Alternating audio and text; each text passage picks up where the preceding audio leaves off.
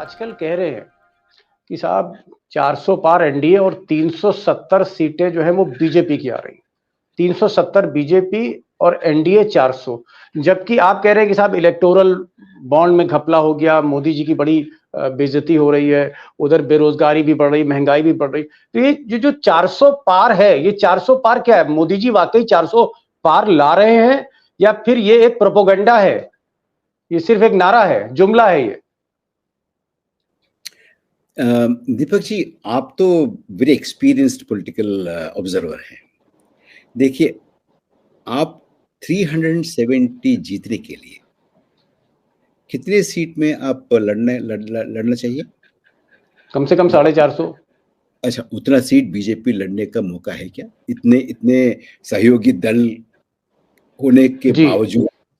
तो इसका मतलब अगर 450 लड़ना है, मतलब उसका स्ट्राइक रेट कितना होना चाहिए आपको 370 जीतने के लिए? उतना स्ट्राइक रेट पॉसिबल है क्या? एक। और दूसरी बात यह है कि अगर अगर बीजेपी वरिष्ठ नेता अगर ये बात नहीं बोले कि 370 और 400 पार, आप ये डिबेट करने के लिए तैयार होंगे अगर बीजेपी इस चुनाव में जीतेंगे या नहीं जीतेंगे? जी। आप अभी ये 370 संभव है, 400 पार संभव है, ऐसा डिबेट क्यों कर रहे हैं? इसीलिए कर रहे हैं कि वो बोले थे। अगर वो नहीं बोला होगा तो आप ये डिबेट करेंगे कि अगर बीजेपी इस चुनाव में जीत पाएगी नहीं पाएगी। देखिए, ये ट्रिक आप बोल रहे हैं ना, ये ट्रिक है, जुमला है, ये जुमला है। आपका नजर अगर ये जीतेगी ना जीतेगी इस बात से, अगर ये 400 पार करेगी या नहीं करेगी, उससे आपका दृष्टि उसमें जाने के लिए ये एक जुमला है। जी। आपको डॉक्टर साहब क्या लगता है, क्योंकि आप तो हर स्टेट पे नजर रखते हैं, चाहे यूपी हो चाहे मध्य प्रदेश हो, मैंने आपके कई वीडियोस देखे हैं, आप तो उत्तर प्रदेश पे भी खूब बोलते हैं। आपको लगता है कि मोदी जी 272 सीटें ला रहे हैं, सरकार बना रहे हैं, या आपका जो गट फीलिंग है, आपको लगता है कि नहीं, जो फीडबैक है कि 250 पर ये मोदी जी का रथ अटक रहा है? क्या मोदी जी 250 तक आपको जाते हुए दिख रहे हैं या 270 तक जाते हुए दिख रहे हैं? आपको क्या लग रहा है कि क्या मोदी अभी कंफर्टेबल है?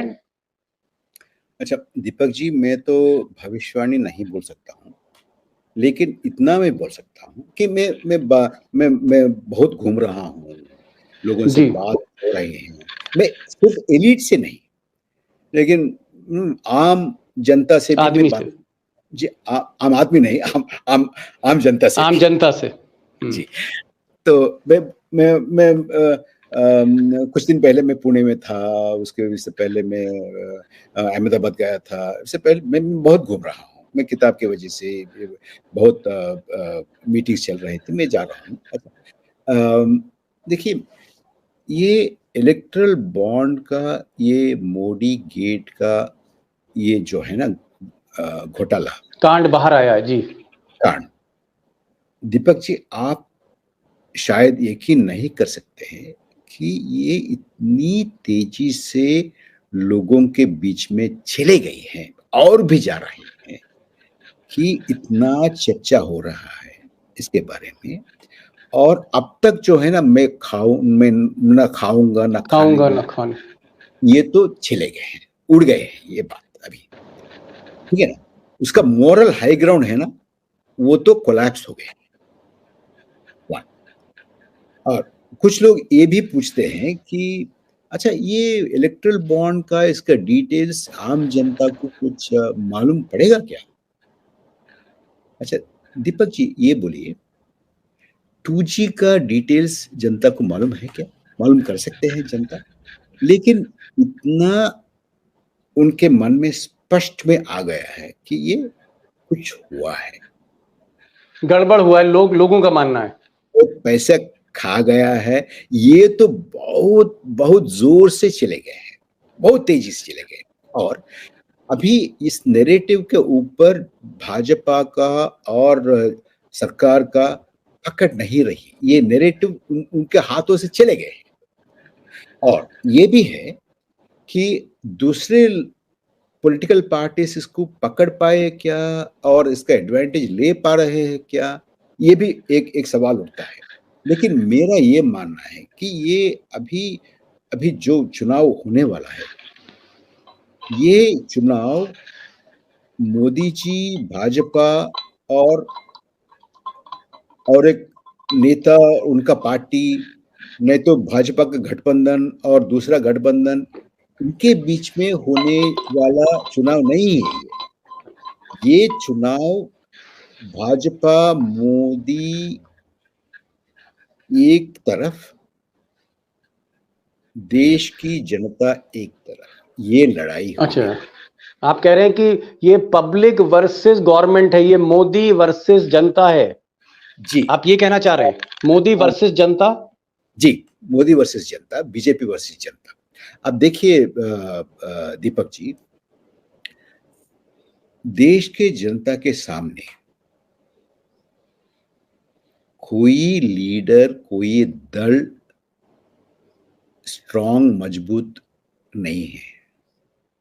तो ये आने वाले चुनाव में भाजपा को देखिए 220-30 आना भी बड़ी मुश्किल है, बड़ी डॉक्टर साहब मुश्किल। बड़ी बात कह रहे हैं आप, बड़ी बात कह रहे हैं आप। कह रहे हैं कि आप क्योंकि देश भर में घूम रहे हैं, सबसे बात कर रहे हैं, आप पॉलिटिकल एनालिस्ट भी हैं, आप अर्थशास्त्री भी हैं, आप कह रहे हैं कि साहब 230 से मोदी ऊपर नहीं जा रहे, आप ये कह रहे हैं?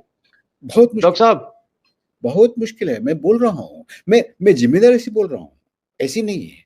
नहीं नहीं, हम आप पर शक नहीं कर रहे। हम भाई, आप इतनी बड़ी शख्सियत है, आप पर हम शक क्यों करेंगे? लेकिन मैं कह रहा हूं कि आप कह रहे हैं 230, इसका मतलब कि मोदी जी की हालत खराब है, दाल पतली है बीजेपी की, आप ये कह रहे हैं कि बड़ा मुश्किल है। आपको नहीं लग रहा है कि मोदी जी को तमिलनाडु से सीटें मिलेंगी, आंध्र प्रदेश से सीटें मिलेंगी, तेलंगाना से मिलेंगी? मोदी जी केरल जा रहे हैं, तमिलनाडु जा रहे हैं, आंध्र प्रदेश जा रहे हैं, और सीना ठोक के कह रहे हैं कि दक्षिण का दरवाजा खुला हुआ है, इस बार हर कीमत पर 370। मोदी 370 कह रहे हैं, आप 230 बोल रहे हैं। ये देखिए, आप सत्ता में जो रहते हैं ना, उनको जमीन पर क्या हो रहा है जानना बहुत मुश्किल है। वो गिरने तक भी हम टिके रहेंगे ऐसे ही सोचते हैं। ये जी, अभी वही हो रहा है। तो आपको क्या लग रहा है, कौन से स्टेट्स हैं, मतलब बिहार है, बंगाल है, महाराष्ट्र है, हरियाणा है, कौन से स्टेट हैं जो मोदी जी के लिए बहुत डिफिकल्ट हैं? नहीं, अब देखिए, जो आपने स्टेट्स का नाम जिक्र किया है, ये सब में बीजेपी का संख्या घट रही है, घटेगी। कर्नाटक में भी? जी, कर्नाटक में बहुत। अब देखिए, उधर सरकार तो आपने खो गए थे ना। जी हाँ, चलिए। इतना कैंपेन, प्राइम मिनिस्टर खुद का कैंपेन के बावजूद अब तो सरकार खो गई।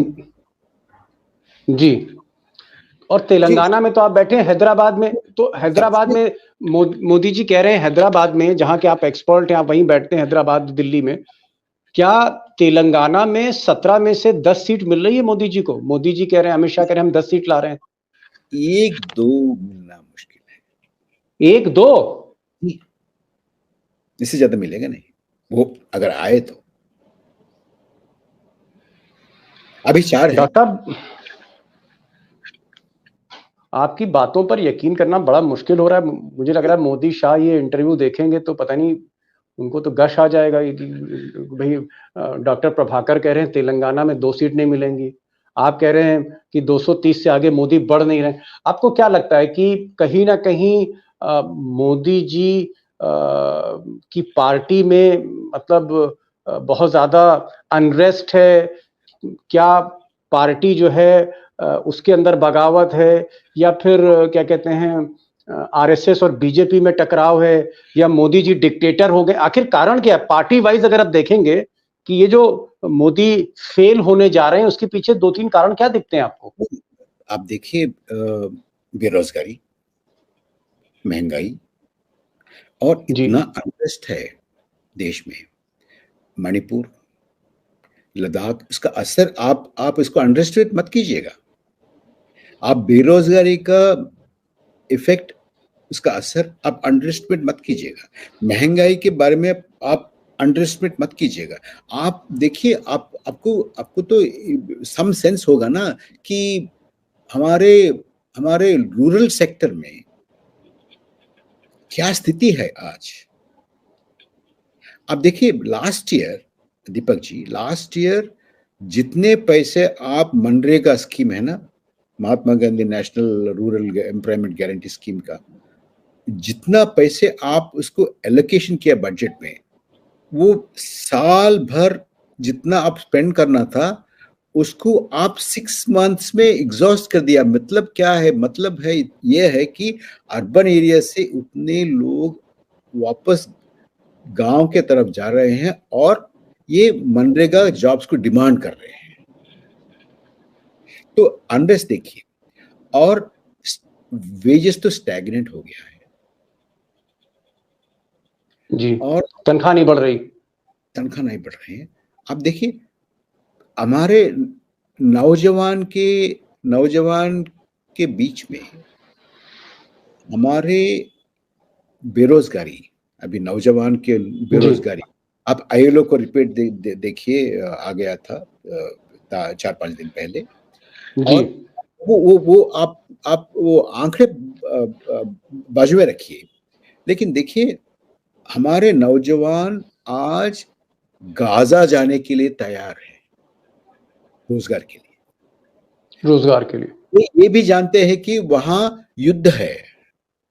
वो हाँ, रशिया जा रहे हैं, यूक्रेन जा रहे हैं लोग। यूक्रेन जा रहे हैं और गाजा जा रहे हैं। ये मालूम है कि वो जीवित आ सकते या नहीं आ सकते, ये शक है, फिर भी जाने के लिए तैयार है। आप देखिए इतना सीरियस है बेरोजगारी कंडीशन। या। आपको लगता है, अगर मैं, क्योंकि आप एक अच्छे ऑब्जर्वर हैं, पॉलिटिकल ऑब्जर्वर हैं, आप आर्थिक नीतियां तो समझते हैं, आपको लगता है कि मोदी जी का जो एटीट्यूड है वो एक तानाशाह की तरह है, डिक्टेटर की तरह है, और कहीं ना कहीं पार्टी में उनके जो मंत्री हैं, बड़े नेता, सब डरते हैं मोदी जी से? क्या ये बात सही है? अच्छा डिक्टेटर टाइप के हैं? दीपक जी, एक एक बात तो अभी तक तो हम सब लोगों को साफ हो गया कि अभी जो गवर्नमेंट है दिल्ली में, सरकार जो है दिल्ली में, ये डेमोक्रेटिक नहीं है। मोदी जी की सरकार डेमोक्रेटिक नहीं है? बिल्कुल नहीं है। अब देखिए आप कहीं सुना है, देखा है सारे दुनिया में 145 एमपीस को सस्पेंड करके हाउस चलाना किसी डेमोक्रेटिक सोसाइटी में, किसी डेमोक्रेटिक कंट्री में हो सकता है क्या? हमारे हमारे यहाँ हो गया, हुआ। और ये कहीं आपने देखा है कि एक राज्य तकरीबन 1 साल से जल रहा है, मणिपुर। मणिपुर, और आपका अखबार छापती नहीं, आपका टीवी स्टूडियोज बोलते नहीं, बहस करते नहीं, प्रधानमंत्री जाते नहीं, मंत्री जाते नहीं, उधर का लोगों का आवाज क्या है हमको सुनाई देते नहीं, उधर का इंटरनेट नहीं, कुछ भी नहीं। ये क्या बोलते हैं? ये इसको डेमोक्रेटिक बोलते हैं? अगर इसको डेमोक्रेटिक बोलना है तो आप डेमोक्रेसी का पूरा डेफिनेशन बदलना पड़ेगा ना। जी। नहीं, तो अच्छा, आप क्या कहना चाह रहे हैं?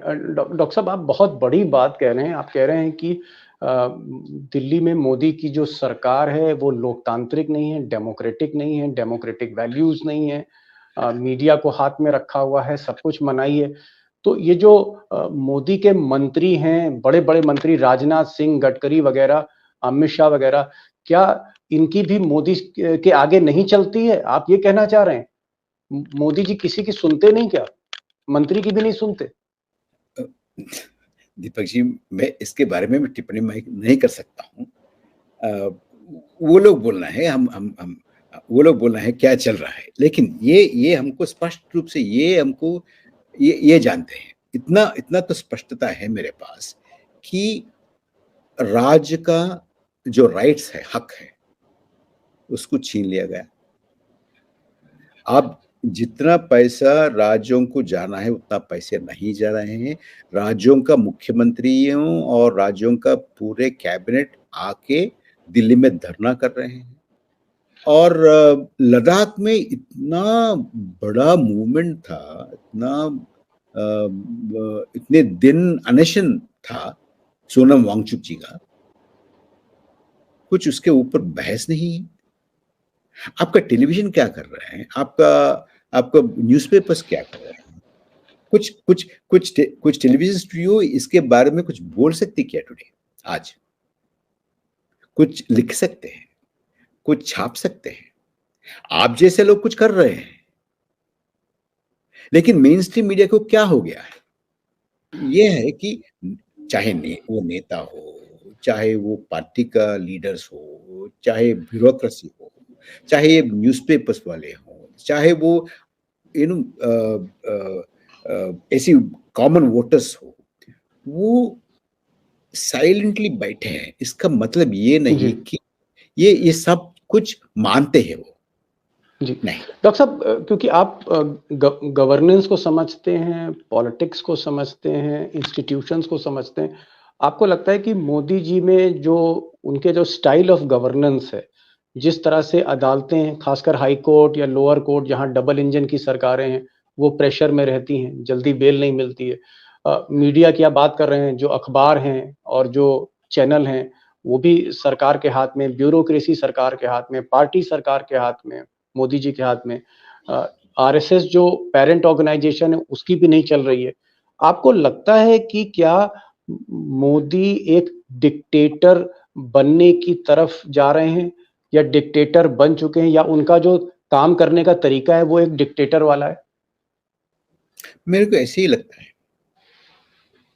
तो ये इसमें अभी हम देख रहे हैं, इसमें इतना भी जरा सा भी डेमोक्रेटिक एलिमेंट नहीं है।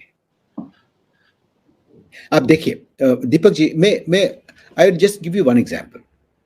जी। आप मानते हैं कि देश में सबसे बड़ा सेक्टर एग्रीकल्चर है, जी। कृषि है, और कृषि के ऊपर डायरेक्टली और इनडायरेक्टली बहुत लोग डिपेंड करते हैं, है ना? जी। और इतना इतना बड़ा सेक्टर के ऊपर आप 3 कानून लाने के लिए आप कोशिश किए थे, लाए थे, और लाने से पहले 10 मिनट भी उसके ऊपर बहस नहीं किया आपने, बहस नहीं होने दिया। और बहुत बहुत सारे प्रोटेस्ट आ गया, अभी भी आ रहे हैं, अभी जारी हैं प्रोटेस्ट। हाँ, अभी भी किसान आंदोलन चल ही रहा है। ठीक, आप उसके बारे में सुनते हैं क्या? नहीं, कोई खबर देखते नहीं हैं? आती। पढ़ते हैं क्या? क्या नहीं। डेमोक्रेटिक सोसाइटी में ऐसा ऐसा हो सकता है क्या? एक चीज़ जो डॉक्टर साहब, एक जो आप बता रहे हैं कि डिक्टेटर हैं और डिक्टेटर की तरह फैसले लेते हैं। मान लीजिए, आप तो कह रहे हैं 230 से मोदी आगे नहीं बढ़ रहे हैं। मान लीजिए कि किसी तरह से कोई बड़ा खेल करके मोदी जी सरकार बना लेते हैं, 272 तक पहुँच जाते हैं। अगर तीसरी बार मोदी जी की सरकार बनती है, बहुमत की सरकार बनती है, तो आपको क्या लगता है देश में फिर आगे क्या होने जा रहा है, अगर मोदी फिर से प्रधानमंत्री बनते हैं? Deepak ji, if at all जी। ऐसी संभावना है, if at all that happens, आप फिर और एक चुनाव की उम्मीद आप मत कीजिएगा। मतलब 2029 में चुनाव नहीं होगा फिर? 24 का कुछ चुनाव जो होगा अभी, अगर ये सरकार वापस आए तो उसके बाद चुनाव होगा ही नहीं। और देश का संविधान, देश का भी जो नक्शा है आपके सामने, ये पूरे से पूरे बदल जाएगा। आप इसको पहचान भी नहीं सकते। और एक बात, अभी जो उसको काटो, उसको ये करो, उसको बाहर कर लो, उसको जाने दो, उधर पाकिस्तान जाने का है, ये इसको ये करना है, ये ऐसी ऐसी बातें आप सुने दे रहे ना आपको, इधर से उधर जी हाँ, से, इधर से सुनते हैं। हाँ। उत्तराखंड से और धर्म संसद से, इधर से उधर से, इसको ये नहीं खाना है, उसको वो नहीं खाना है, ऐसे ऐसे ऐसे सुन रहे हैं ना आप। ये जी। ऐसी बातें आप ऐसी बातें लाल किले से सुनेंगे। ओहो, मतलब आप कह रहे हैं कि ये बातें प्रधानमंत्री खुद कहेंगे लाल किले से, यानी सरकार खुद कहेगी ये कि ये यूनिफॉर्म सिविल कोड आएगा, ये करो, ऐसा करो, वैसा करो। ये आहिस्ता आहिस्ता, चुपके चुपके, विस्परिंग कैंपेन नहीं होगा। ये बिल्कुल आगे खुला आने, खेल, खुला खेल, खुला खेल, पूरा पूरा। It won't be open. Dog whistles, it be open calls. इतना, but is the danger. That's the end danger. आप ये भी मत सोचिए कि अभी क्या है, वो मणिपुर में हो रहे हैं, हमारे यहाँ होने का संभावना भी नहीं, ऐसे भी मत सोचिएगा। जो जी। आज मणिपुर में हो रहे आपके इलाके में हो सकता है, हमारे इलाके में हो सकता है, हमारे राज्य में हो सकता है, आपके राज्य में हो सकता है, कहीं भी हो सकता है। और ये भी बोल रहा हूं कि ऐसी ऐसी स्थिति जो मणिपुर में है अभी, अ, अभी लद्दाख में है, और अभी ये फार्मर्स के साथ ये दिल्ली के आसपास में हो रहा है, ये पूरे देश पे हो ही जाएगा। हो ही जाएगा। अगर डॉक्टर साहब, ये तो चलिए, जब 272 पे मोदी पहुंचे, सपोज करिए जो आप कह रहे हैं कि 230 पर मोदी आते हैं, जो आपका आकलन है, असेसमेंट है, और आपके असेसमेंट पहले भी एकदम सच होते रहे हैं, अगर 230 पर मोदी आते हैं, 230 सीट्स, तो आपको लग रहा है कि जोड़ तोड़ के सरकार बना लेंगे? क्या नहीं, पॉसिबल है? पॉसिबल है, इम्पॉसिबल। आप देखिए,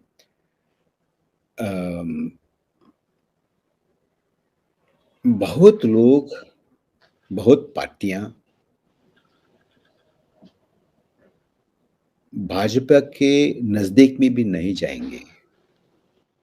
अच्छा, नहीं तो आप क्योंकि पीछे जगन रेड्डी हो, नायडू बाबू हो, नवीन पटनायक हो, इस तरह ये के लोग भी मोदी को सपोर्ट नहीं करेंगे अगर बहुत 230 235 मोदी आते हैं?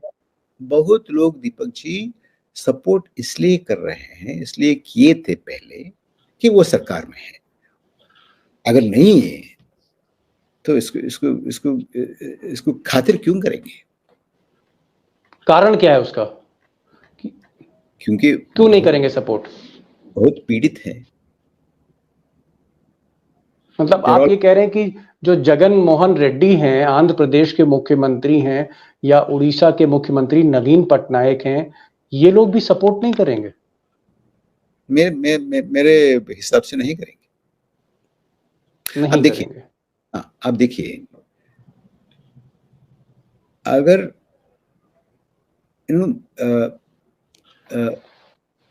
रिस्पेक्ट है तो अच्छे दोस्ती है, तो कुछ बात भी हो सकती है, लेकिन स्थिति ऐसी नहीं है ना। मतलब आप ये कहना चाह रहे हैं कि जैसे हमारी आपकी अगर दोस्ती है, उसमें रिस्पेक्ट है, एक दूसरे के प्रति सम्मान है, तब तो आप मेरी मदद कर सकते हैं अगर मैं 230 सीट लेके आता हूं। करने के लिए लेकिन अगर सोचिए मैं ना। आपको ब्लैकमेल कर रहा हूं, मैं आपको डरा रहा हूं कि प्रभाकर जी, आपको मैं सीबीआई में भेज दूंगा, मैं आपको ईडी से पकड़वा दूंगा, वरना मेरे साथ आओ, अगर मेरे इस तरह के संबंध हैं, तो मौका आने पर आप मेरा साथ नहीं देंगे। अगर आपके पास विकल्प है, आपके पास ऑप्शन है, आप ये कहना चाह रहे हैं? Exactly, exactly. अच्छा, आपने आपने मेरे मन की बात अच्छा किया है, अच्छा बोले थे आप। ऐसा ही होगा। जी। एक चीज और पूछना चाह रहे थे, आपको लगता है कि अडानी साहब का जो राइज है, अब ये एक ऐसे आदमी से मैं पूछ रहा हूं जो इकोनॉमिस्ट भी है और पॉलिटिकल माइंड भी है, अडानी जिस तरह से अंबानी से भी आगे निकल गए और जिस तरह से सरकार ने प्रमोट किया है, आपको लगता है कि अगर मोदी की सरकार आती है, तो फिर ये देश मोदी और अडानी मिलकर चलाएंगे, अडानी के आगे फिर कोई खड़ा नहीं हो पाएगा, कोई भी, चाहे टाटा हो, चाहे बिरला हो, चाहे कोई हो। अब देखिए, हो सकता है अभी अभी अभी जो हो रहा है वो और तेजी से होने की संभावना है। और कुछ बिजनेस हाउसेस ऐसी ऐसी प्रगति की आपको आपके सामने है। अब देखिए, रिसेंटली वर्ल्ड इनइक्वालिटी लैब ने एक रिपोर्ट प्रकट की है। 1% of Indians own 40% of its assets, और 1% of Indians have 22% of its income. तो आपका ये कहना है कि 1% हिंदुस्तानी आने वाले समय में हिंदुस्तान को चलाएंगे। लेकिन मेरा सवाल अडानी पे था, क्या आपको ऐसा लगता है जब आप पॉलिसीज देखते हैं, फैसले देखते हैं मोदी के, कि मोदी ने इस आदमी को जानबूझकर आगे बढ़ाया है? और अगर वो जानबूझकर आगे बढ़ाए तो मोदी का मोटिव क्या हो सकता है अडानी को आगे बढ़ाने का? कि उनका मोटिव क्या है, दोस्ती है या उसका फिनेंशियल इंटरेस्ट है, मेरे को पता नहीं। मैं उसके उसके ऊपर मैं टिप्पणी नहीं कर सकता हूँ। लेकिन ये बहुत स्पष्ट है कि ये सरकार आना और ये कंपनी आप जो बोले थे, ये कंपनी का अडानी अडानी, उसका राइज, ये बिल्कुल ये बिल्कुल आप पैरेलल। और आप इसको ये इसको करने से हुआ, ऐसी हुआ। आप देखिए, ऐसी चीजों में चीज ऐसी होते नहीं ना। तो आपको क्या लगता है, आपको क्या लगता है कि जो आरएसएस है, आरएसएस है, मोहन भागवत हैं, मोहन भागवत और मोदी जी, मोहन भागवत मोदी जी को चला रहे हैं आज की तारीख में, या मोदी मोहन भागवत को चला रहे हैं? इसको हिंदू राष्ट्र बनाना है और फेडरलिज्म को खत्म करने का है। डेमोक्रेसी जो ये वेस्टर्न कॉन्सेप्ट है, हमारा यहाँ नहीं, ये नहीं है। ये सब किसकी सोच है? जी ये क्या है, क्या चल रहा है? हमारा संविधान एक एक एक लिबरल संविधान है, एक डाइवर्सिटी को रिस्पेक्ट करने वाली, एक्सेप्ट करने वाली संविधान है। जी इसको आपने इसको क्या किया? हमारे हमारे संसद को क्या किया? और पॉलिटिकल पार्टीज को तोड़ना और इलेक्टेड गवर्नमेंट्स को उसको सैक करना, और ये सब क्या हो रहा है? अगर मोदी आते हैं, हालांकि आप नहीं मान रहे, आपका मानना है कि मोदी नहीं आ रहे हैं 2024 में, लेकिन एक सवाल मैं कर रहा हूं कि अगर मोदी आते हैं सत्ता में, तो ये जो हमारे यहाँ पॉलिटिकल पार्टी है, जैसे आम आदमी पार्टी है, आरजेडी है, समाजवादी पार्टी है, कांग्रेस है, जितनी भी पार्टियां हैं देश भर में, टीएमसी है, आपके यहाँ आंध्र प्रदेश में वाईएसआरपी है, तो ये जो पार्टियां, रीजनल पार्टियां, इनका फ्यूचर आपको क्या लगता है अगर मोदी बहुमत के साथ 2024 में पावर में आते हैं? अब देखिए, उनका एजेंडा अभी अभी बीजेपी और ये सरकार का, ये अभी ये एस्टेब्लिशमेंट का एजेंडा है वन कंट्री, सब कुछ one one one one one country one religion, one country one language, one country one dress, one country one election, one country one leader, one country one party. Okay, super one. जी, ये agenda चल रहा है आखिर ना। में जी, जी, आखिर में एक सवाल है, और जी दीपक जी, एक एक एक एक बात मैं इधर जोड़ना चाहता हूँ कि देखिए, ये सारे चीज हम अभी डिस्कस किए थे। आप आपसे और आपके दर्शकों से मेरी ये विनम्र अपील है, प्लीज इसको लाइट मत लीजिए। ये जी बहुत गंभीर चीज है, देश गंभीर है। के भविष्य की सवाल है, लोकतंत्र की सवाल है, ये हमारे गणतंत्र की सवाल है। जी हमारे यहाँ रहते हैं वो माइनॉरिटीज हो, क्रिश्चियन माइनॉरिटी हो, मुस्लिम माइनॉरिटी हो। आप में से बहुत लोग ये प्रॉब्लली ये सोचेंगे कि अभी उधर हो रहा है, इसको हो रहा है, इसको हो रहा है, हमको नहीं हो रहा है। नहीं, ऐसे मत सोचिएगा। जी बिल्कुल। ऐसे मत सोचिएगा, ये एक बहुत ही गंभीर चीज़ है। एक चीज़ मैं और जानना चाहूँगा, लास्ट क्वेश्चन मेरा ये है, आपको लगता है कि जो राहुल गांधी कहते हैं कि इस देश को हम दो हमारे दो, मोदी, अमित शाह, अडानी और अंबानी, क्या ये 140 करोड़ का देश कहीं ना कहीं ये मोदी, शाह, अडानी, अंबानी, ये चार लोगों के बीच सिमटता जा रहा है? Last question. ये तो ये तो बहुत स्पष्ट है मेरे मन में कि आप जनता को 2 सिलेंडर देंगे, 5 किलो अनाज देंगे, लेकिन आपके दोस्त को आप 6 एयरपोर्ट देंगे, 4 पोर्ट देंगे। ये ऐसी बात तो जारी है। जी, सही है। आपने प्रभाकर जी बहुत अच्छी बात की, बहुत अच्छे नोट पर हम इस प्रोग्राम को इसको विराम दे रहे हैं। आपने कहा कि जनता, ये देश की जो जनता है, जो मालिक मुख्तार है डेमोक्रेसी की, उस जनता को आप 5 किलो अनाज दे रहे हैं या फिर सिलेंडर दे रहे हैं गैस का, और अपने दोस्त को आप एयरपोर्ट दे रहे हैं, बंदरगाह दे रहे हैं। ये आपने एक फ़र्क बताया है। डॉक्टर प्रभाकर आप आए, और मुझे लग रहा है क्योंकि चुनाव अब धीरे-धीरे आगे बढ़ रहा है, और आप क्योंकि पॉलिटिकल एनालिस्ट भी हैं, और जो आपने आज बातें राजनीति पर कही कि मोदी के बाद क्या होगा, ये देश कहाँ जा रहा है, किधर की तरफ बढ़ रहा है, या मोदी अगर 272 लाते हैं तो कितनी तेजी से यहाँ परिवर्तन आएगा। और आपने जो एक बात कही कि आपको जो फीडबैक मिल रहा है, आपने कहा कि ये जो इलेक्शन है पब्लिक वर्सेस बीजेपी है, जनता बनाम मोदी, आप ये बता रहे हैं इलेक्शन है, और इसलिए आपको लगता है कि मोदी कहीं ना कहीं 230 पे खड़े हैं, क्योंकि भीतर ही भीतर हमारे देश में, हमारे हिंटरलैंड में, इंटीरियर्स में लोग परेशान हैं, लोग शहर से गांव की तरफ जा रहे हैं क्योंकि रोजगार नहीं है, और गांव की तरफ इसलिए जा रहे हैं कि कम से कम मनरेगा का उनको कहीं ना कहीं कुछ पैसा मिल जाए, राशन मिल जाए। ये जो आपने स्थिति खींची, जो स्केच खींचा है, मैं अपने दोस्तों से कहूंगा कि डॉक्टर प्रभाकर को सिर्फ आप निर्मला सीतारमन के हस्बैंड के तौर पे मत जानिए, इनको आप एक इकोनॉमिस्ट के तौर पे देखिए। एक ऐसा क्रांतिकारी आवाज है जो देश को सामने आज खुलकर बोल रहा है। ये बड़ी बात है।